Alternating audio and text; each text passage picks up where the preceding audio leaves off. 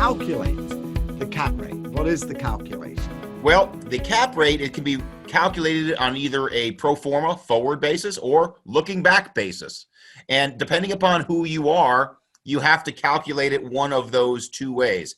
I would say that most people, when they're marketing an asset, calculate a cap rate on the forward, which is based upon the income you expect to receive in the next year.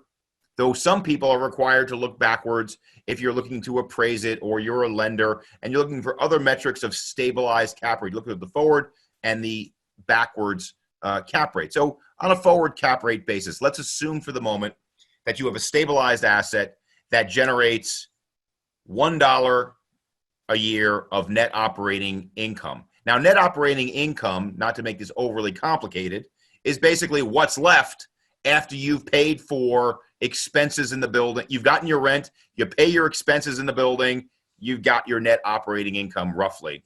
And that then you need to put through your capital structure and figure out what your free cash flow might be. But for purposes of cap rate, you don't do it on free cash flow, you do it on net operating income, which is before your capital structure. So what your cap rate would be is the percentage of yield based upon the amount of money you've invested in the building divided by your NOI, or rather the reverse of that, your NOI divided by the amount you've invested in the building. So in that building, if you pay $10 and you're getting $1 of NOI, you have a 10 cap.